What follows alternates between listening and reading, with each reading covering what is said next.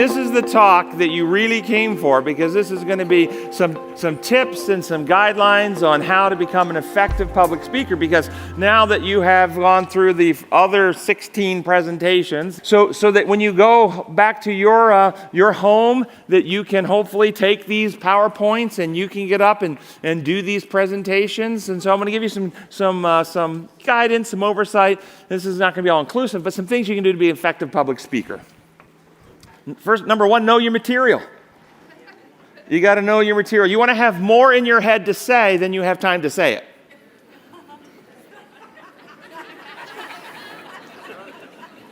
Sometimes I struggle with that.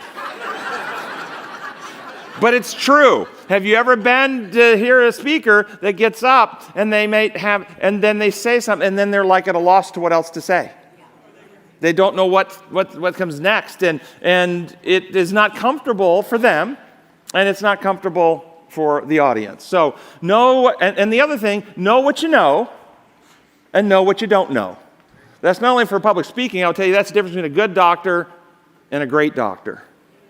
The good doctors know what they know, but the great doctors also know what they don't know. So they don't try to treat the things they shouldn't try to treat. So know what you know. So what that means, it's okay if somebody in the question and answer time asks you something you don't know. It's okay to say, it's a great question. I'm going to have to go study that. I'm going to look that up. I'm going to have to research that. I really don't have an answer for that right now. It's okay not to know. Don't be afraid of that. Many public speakers are afraid to get a question they don't know the answer to. It's okay not to know. So know what you know what you don't know, but know your material. Also, work on your demeanor in presentation. If you're anxious, you will make your audience anxious. Have you ever gotten up front and the speaker gets up? Been an audience, speaker gets up. Good morning. I'm really, really glad to welcome you here this morning. You know what I'm doing, right? But doesn't it make you uncomfortable when you can tell that person's really nervous, not just acting nervous? They're really nervous. It makes you uncomfortable. So if you're nervous, your audience will get anxious and uncomfortable. You will then perceive their discomfort, and what's that going to do to you? Make you more nervous, which is going to make you less able to stay on topic. You're going to freeze and not remember what you're going to say, which is going to make you more nervous, which is going to make them more uncomfortable. I've been in circumstances, not as the speaker, but as the audience member. No, that's not really true. Something else I'm going to tell you guys. You're seeing me doing this program after more than 20 years of public speaking. The law of exertion. Remember the law of exertion? Do you want to get better at something? You have to practice. Okay? You're not seeing me do my first public program. You would have been going uncomfortable in the audience with my first program. You'd have been stressed because I was anxious and stressed with I used to get butterflies in my stomach, and my hands used to get sweaty. You ever had that happen? Well, that's how it was for me when I started. Very much so. And so I can give you another, it's not in this notes, but when you start with a friendly audience. I started with my home church, doing some talks or a sermon or a short presentation at my home church where I knew everybody already, small church, 100 people. Okay, some of you are going, but that's the most dangerous place. Well, I had a friendly home church. They liked me, okay, back then.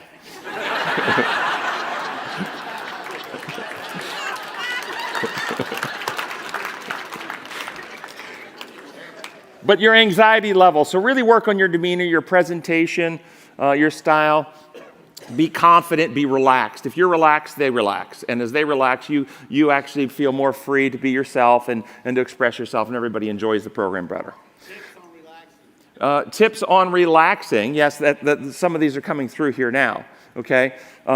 Be excited and passionate. So one of the things, if you are excited and passionate about the program, rather than nervous and anxious about the program, rather than feeling obligated to do the program and you don't really want to do the program. So have passion and excitement. Also, tips will be moving. Now, this is a little neurobiology here. Okay? When you activate your love circuits, anterior cingulate cortex, you calm your fear circuits. So if you can, in your heart and mind, get in this focus, I love these people and I want to share something that's going to help them. Put the focus on the audience about you're there to help them, to bless them, to give them something that you think could be beneficial because you love them. That will activate your anterior cingulate cortex, will calm you. But if you focus on, I hope they don't think that I'm a bad speaker, I hope I don't mess up, I hope I don't stutter, I hope I don't get something wrong, then you're focusing all on yourself, which will flame up your amygdala, you'll get more anxious. So one way to do that would be to, in your mind, get your perspective that you have something you want to share to help the people rather than you're there to be judged or viewed or examined by the people. Be excited, be passionate. Practice, here's another one that helps you. Practice multiple times. If you're new to public speaking, practice multiple times alone. When I first started public speaking, I would spend hours and hours and hours making the PowerPoints, which I made. These PowerPoints, don't you love them? Okay, I will tell you that I made the data on the data, but Dean made the actual slide imagery, the background. I don't know if you noticed this slide imagery, but there are clouds. Do you see the clouds in there? Okay, and there's a sunrise, and so there's a little imagery of the sun of righteousness rising with healing. It's kind of built into the slides. It's very beautiful. Dean did all of that and orchestrated the slides in its visual. I put the content on the slides. So so putting the content on the slides is not the same thing as being able to present the slide. And many people will say, okay, this is all good content. It's laid out. It makes sense. But they never actually practice presenting it. Once you've got the deck prepared, turn on your computer or your projector at home and stand there and actually do a presentation to the wall. I used to do that. Before my public speaking, I would practice those programs multiple times until I had the progression in my mind on how the program would unfold. And I knew what was coming and what the next bullet was, and so I wouldn't be stumped or frozen. Oh, what was I supposed to say at this point? Oh, I forgot. Oh, well. And then as soon as you do that, you immediately tense up and the audience knows it. You've seen that happen, right? As you get better and better at it, and do more and more of it, you will have to practice less and less before you do a program like this. But in the beginning, I would tell you practice a lot. And then after you practice by yourself, you can get some family and friends together and practice in front of your family and friends. That can help you. And eventually, you're going to practice in front of an audience. Know your audience. This is another thing. Know who you're talking to. Before you do the presentation, inquire, who are these people? Are they doctors? Are they lawyers? Are they teachers? Are they church members? Are they scientists? Are they believers in God? Non-believers in God? Are they Roman Catholic? Are they Adventists? Are they Methodists? Know about your audience. Because as you know the audience, you can take the same material, but it can be shaped and it can approach them from different places that will actually help them identify with the material. I do this all the time. Same material, shape it to the audience so that they can understand the truth. So know your audience and then adjust your presentation that's appropriate for the audience.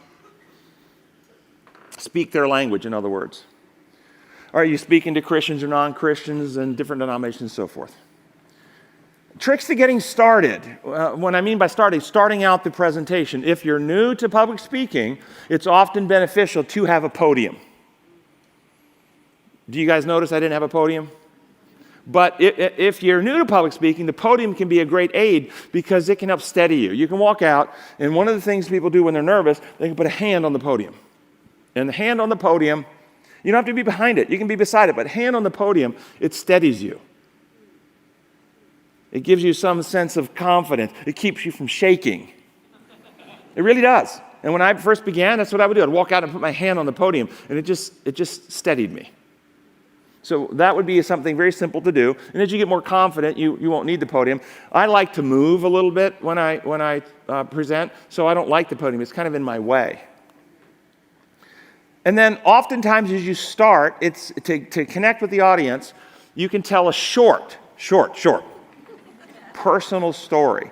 And the reason why, one of the things that will give you confidence and one of the things that will undermine your confidence is your perception of whether you're the expert on the topic. If you were to get up to give a lecture to a group of professors at a university on some topic that's their specialty, you might be anxious about that.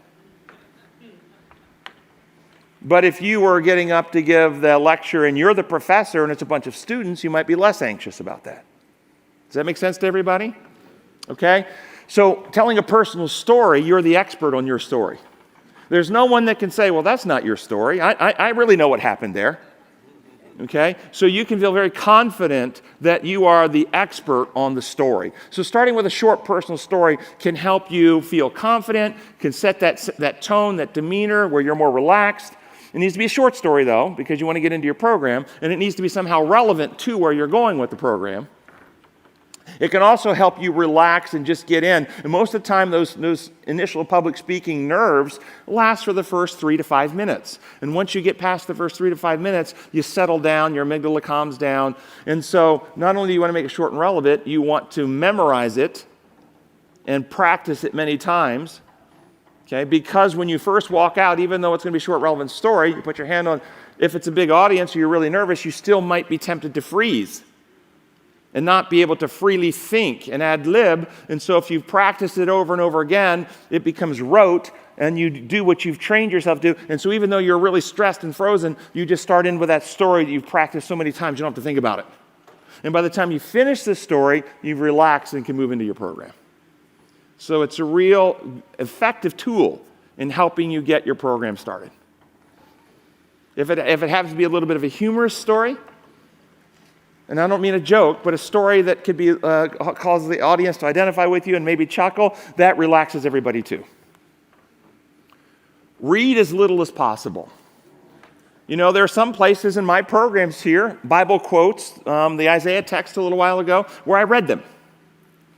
But most of my slides I have not read to you. Have you been to a program when a person just reads the slides? Those are destructive programs. Seriously, do you enjoy those programs? No, don't do that to people. People will tune you out. They will, and in this day and age, if they have to be there, if they don't just get up and leave, they'll pull out their smart device and start doing something. They will leave. They will. If you don't engage them, they have so many other ways to tune you out if you are not engaging them. So don't read your slides. The bullets and if you've noticed how I've done for this entire program, there's a few places where I wanted to read a reference because it was salient and relevant, and I wanted you to know this wasn't my opinion. It was a biblical or scriptural source, so I put it up there and we read it. But the vast majority of my bullets are simply reminders to me about the concept that I'm going to share with you. As you're preparing, record yourself. Some of you are going to hate this. And you can record yourself video, and I would tell you to do the video. If you can't do video, certainly do the audio. Record yourself practicing your program, and then watch the video. You will cringe. You will. I did, many times. And I recorded myself, and I listened to myself, and it was through doing that I heard myself doing things that I didn't realize that I was doing while I was speaking. And having done that and cringing, that negative emotion of cringing made me sensitive to watch for it while I was speaking, and slowly I eliminated some of those mannerisms or behaviors or words or things like that. Eliminate things like you know. You ever been in a program where they go, you want to speak clearly, and every so often you don't want your bullets to repeat, and have you ever been in programs like that? Oh, don't you want to pull your eyeballs out or your ears out? Okay, I mean, really, it becomes painful. Okay, so this is where the recording can help you, that you record yourself and you will identify certain little things like that you're unconscious you're doing. And then watching it, you'll see it, and then you practice again, and you're focused on eliminating that. And after you practice enough times, you basically eliminate it 98% of the time. But every once in a while, it's inevitable that a little or something will slip in once in a great while. It's no big deal. But you don't want that to be the way you speak in and out. Okay? You want to identify those and eliminate those. And that's how you do that. Speak clearly, pronounce words precisely, articulate appropriately. So don't do your program where you talk like this and you're mumbling. It's like a soft, quiet voice. And have you ever been to a program where people they really have good things to say, but what they're saying is so soft because they're soft-spoken and they don't want to be intrusive and they don't want to overwhelm you. And do you see how painful would it be if I did my programs for you this weekend with all of this? In fact, you can't hardly stand that little bit of it, can you?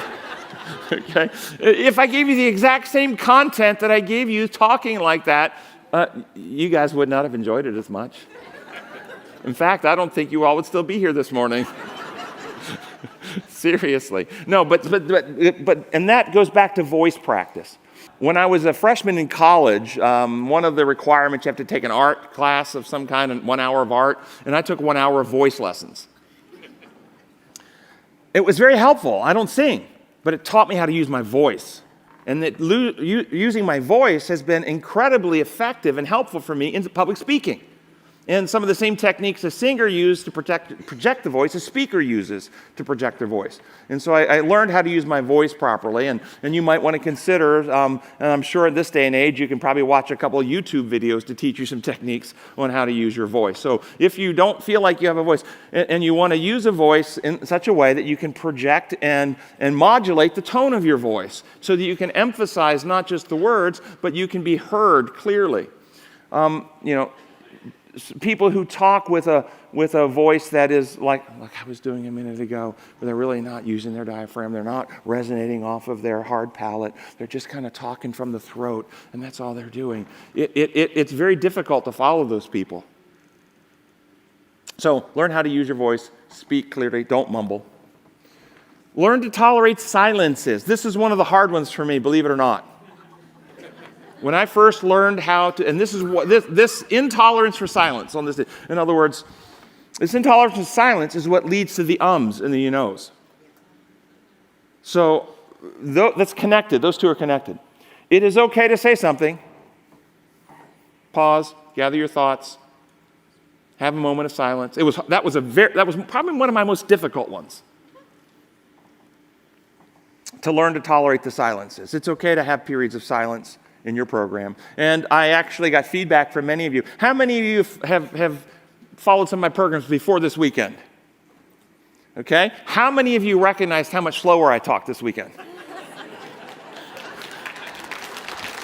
See, even I am getting better with practice, right? So no, it's true. I was pausing and taking periods of silence, which was okay with me. I was at peace with it, but it gave the audience time to think about and catch up or process some of these ideas. And I was told by multiple ones of you came up to me, you really appreciated those pauses.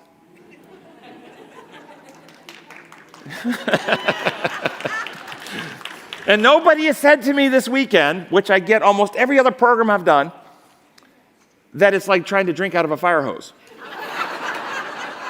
Nobody said that. Because I gave the pauses, you actually got time to digest a little bit before we went on to the next. So learn to tolerate the silences. And so maybe because I knew I was going to give this lecture, it reminded me that I needed to do that. Modulate your voice, no monotone. I had a professor at university teaching world history of all things that literally talked like this. Today we are going to be talking about the Roman Empire. The Roman Empire began and it was never a modulation. It was just complete monotone for 2 hours. So modulate your voice. And it's that voice modulation keeps people engaged, emphasizes various emotional connotations that you want to emphasize, draws people in. And then practice. Practice. Physical presentation, dress appropriately, and that dress will change depending on your audience and where you're at. If you're at a camp with a bunch of youth, you might actually have shorts and a khaki shirt on or something. If you're at a business meeting, you might be wearing a suit and tie. If you're in a church, etc., dress appropriately to your audience and know your audience. And if there are any cultural things, dress appropriate, not to bias the audience with your dress. Make eye contact with the audience. Have you felt like I've made eye contact with you? Yes. Do you feel like I stared at any of you? Made you uncomfortable? That's an important point. When you make eye contact but you shift your eye contact. You don't stay looking at one person the entire time, okay? Because that makes that person feel very uncomfortable. Right, Ruth Ann? Okay. So we don't do that. We look, and if you're uncomfortable, some people that are new speakers, they have a hard time doing this because they're still worried about their own presentation, and they think the person's looking at it, and they don't want to make eye contact because it makes them. So you don't have to make real eye contact, believe it or not. You can simply look at a point in their direction. You can look over their head. You can look at the corner of a table. You can look at a camera that's out there. Anything out there, object, you just look that direction. From the audience perspective, it makes them feel like you're looking at them and it connects with them. And then you just shift and look another direction, and you shift and look another direction, but you don't actually have to make eye contact with individual people. So, and the audience members won't really perceive that at all. They will feel like you've been looking at them, and it connects with them when you do that. You don't want to turn your back to the audience and talk by looking at your slides, and no, you want to dress appropriately, and then you don't want to do this. And so, I've been at programs where a speaker has had their back to the audience much of the time. Or they sit and just stand like, the audience is here, slides are here, and they sit here and just go through their slides and they just look at their slides the entire time. You ever been to a program like that? Yeah, those are not engaging programs. Don't do that. One of the things that will help you do that, we'll have a great team like this team here that we've had, audiovisual team, who brought this amazing monitor for me that I'm able to look at, and so I can see my slides. If all of you don't know, there's a monitor right here in front of me that has my slides. You really want to prepare ahead of time as a public speaker, talk to where you're going to be doing the venue, and ensure you have some means to look at your slides. Now, this is like the gold standard right here. And because Common Reason is putting this on, we have the gold standard. But I go many places where I'm invited to churches and stuff, and they don't have this. It's very difficult. My next option is, well, let's plug my computer in near the front, and we'll run my computer into their projection system. And my computer can be on the floor, and I can just kind of glance down and see my slides and don't have to turn my back to the audience, and that works. But sometimes they can't do that. And the only thing they have the slides that are directly behind me. One screen directly behind me, right there. And that's all. And I don't have it. And then if that's the case, and you'll find yourself in that circumstances, then you talk to the audience, you pause. If you have to look at your slides, you look back and then pick up your talk. But you don't talk while you're looking back this way. Because the interaction is the communication with your audience. So it's okay to look back if that's the way the system has done you, and it does it sometimes. But then your goal is to stay engaged with your audience. Don't fidget.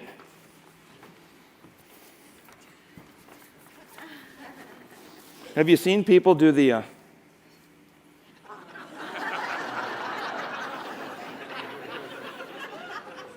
You've seen that? This is the spider.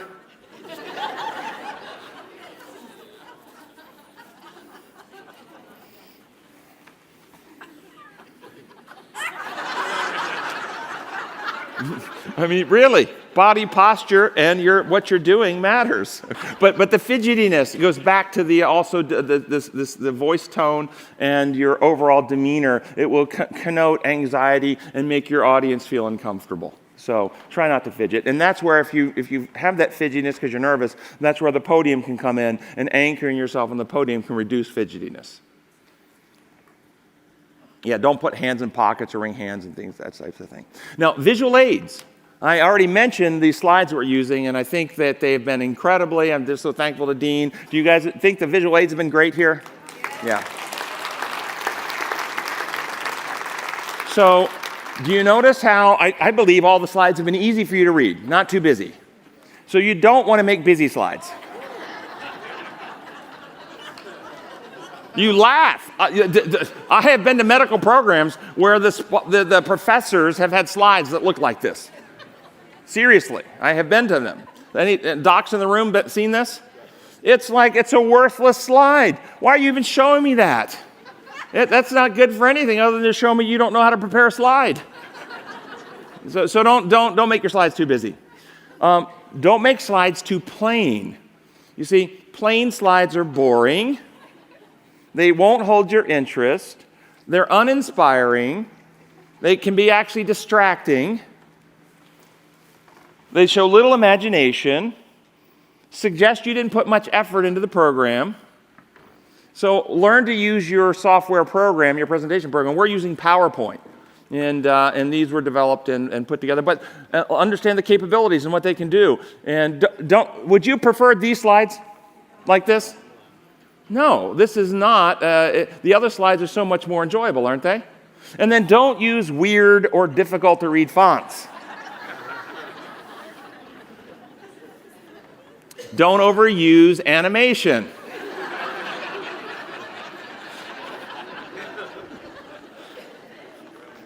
You see, I mean, this happens when people are new to speaking. They get excited. Oh, this is a cool font. This is a cool animation. And they want stuff flying in all over the place.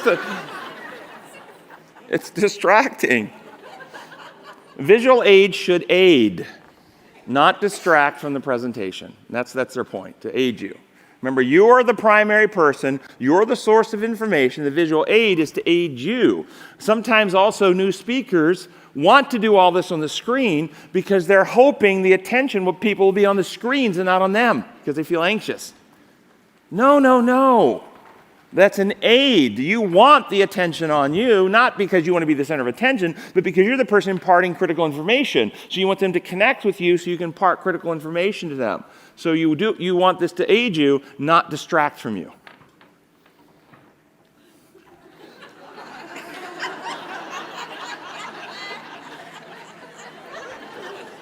And then you can have something like this up when it's time to take questions. And we're going to go to question answers after your roundtable discussion.